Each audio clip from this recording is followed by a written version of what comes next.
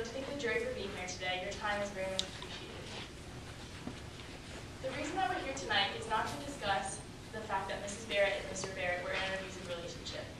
At no point in time was Mrs. Barrett forced to stay in that relationship. She could have left at any point in time. But we are here tonight to talk about the fact that Mrs. Barrett found it within her to shoot her husband 5 times, one of those being in result his death. Mr. Porter, the housekeeper, was the housekeeper for 6 months, and he worked between the hours of 2 p.m. and 10 p.m., which were the hours that Mr. Barrett usually returned home after being late from home from work. Never saw any bruises on Mrs. Barrett, nor did he see Mr. Barrett be abusive to her in any way.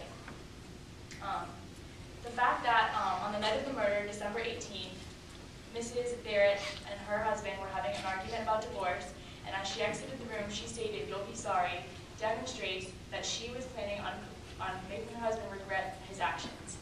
Also, the fact that Mr. Lee Porter saw or heard the same gunshots fired earlier that day as he did on the night of the murder, and then saw the defendant, Mrs. Barbara Allen Barrett, enter the house from the door she never used with a gun is premeditation of her husband's murder.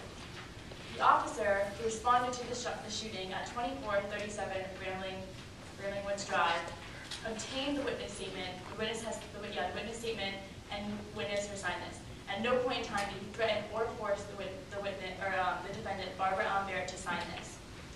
The psychiatrist of the defendant, Mrs. McGuire, met with the defendant, yes, but it wasn't until 2 weeks after the murder. It would make sense that at this time, the defendant, Mrs. Barbara Allen Barrett, was very guilty because of her husband's murder, and she had a lot of guilt, and her only justification in her mind would be, justification of her actions would be the fact that her husband was abusive. So it would make sense that she would exaggerate the severity of the abuse.